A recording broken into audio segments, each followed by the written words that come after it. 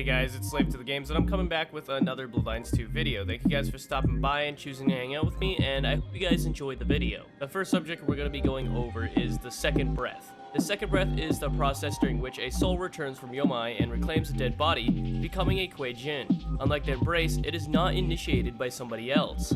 The second breath is a perversion of the trials that the bygone Wanshan once faced. While the future Wanshan, for example, underwent a test of his wisdom and spiritual growth, the second breath is effectively a jailbreak from hell. Various circumstances can lead a soul to escape Yomai: a particularly strong Po, a defiled grave, or a traumatic death. In all cases, high willpower is needed to re-inhabit the corpse. While the soul is usually drawn to its original body, there have been cases where another was inhabited, in most cases when the original body was destroyed, or among several others like in a mass grave, resulting in a Yulan Jin. In general, a Po has up to 2 months to take control over its corpse before the Hun part of the soul has faded away. The newly created Kuei Jin then awakens as a Chi-Mei, a flesh-eating monstrosity and thrall of its inner demon. The corpse takes on the appearance it had in life, reconstituting itself even from ashes. The metaphysics that allow for the second breath are not well understood, even among the Wan Kuei. Common knowledge is that only inhabitants of the Middle Kingdom can take the second breath, but this is disproven by the existence of Kuben Jian, who arise from Asians that died abroad, and Yulan Jin are known to be able to possess the corpses of people of non-Asian descent. Research, however, is currently conducted. The Blood Court of Beijing has entered negotiations with the Dalla Pasaglia family of the Giovanni in order to find a way to weaken the Shroud in California to a degree that the second breath could take place in the new promised Mandarinate, but it is unclear if the effect would have the desired result. It is interesting to note that San Francisco has already seen a surge in Kubo Jin since the Great Leap Outward. The appearance of broken mirrors in the cities of the new Mandarinate caused some to believe that the Kuei Jin carry a piece of the Yomai world with them, extending the reach of the Yama Kings. This, in turn, would expand the reach of fleeing Po souls. Other places with a Kuei Jin population, like Vancouver, London, or Brisbane, have so far not reported any rise in Chi-Mei. And now we're going to be moving over to the next subject, which is the kiss.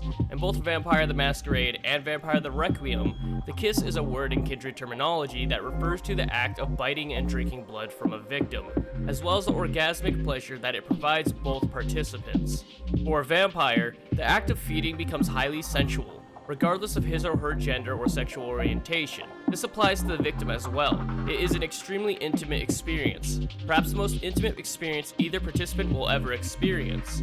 For the victim, a vampire's bite brings exquisite bodily pleasure, comparable to or even greater than the height of sexual release. Vampires can have sex and consider it a great way to feed, but carnal pleasures don't mean much to vampires. The vampiric hunger for blood is erotic in nature. Feeding, which vampires call the kiss, is an incredibly intoxicating and erotic experience for vampires and their victims, akin to both sex and falling in love. The victim becomes paralyzed with euphoria, preventing them from escaping and dulling their senses to the environment. The vampire experiences a head rush as well as its carnal hunger is being satisfied. Sex is a great part of most vampires' lives, but nothing truly replaces the ecstasy of feeding for a vampire. It is not uncommon for humans to form herds around a particular vampire to willingly experience its kiss, nor is it uncommon for humans to become addicted to the kiss or for vampires to form emotional attachments to their vessels. The kindred also refers to the kiss as the dark kiss.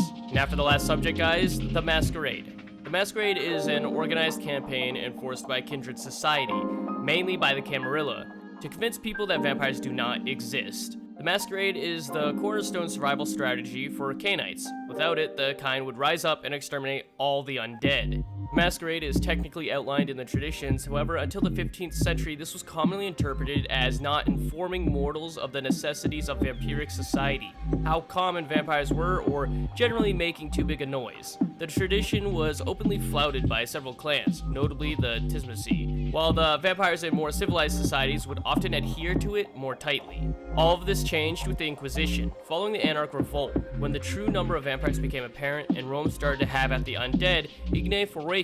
The nascent Camarilla was primarily organized around promulgating and strongly enforcing a masquerade. History holds that Raphael de Corazon's family speech in 1450 made enforcing the masquerade the Camarilla's primary policy. The The basics of the Masquerade are enforced through self-policing and harsh penalties. When a breach occurs, the methods of repairing may vary, but somebody is definitely going to be punished. And while it would be nice for that somebody to be whoever caused the breach in the first place, princes are known for an early morning dusting over a long, thorough search.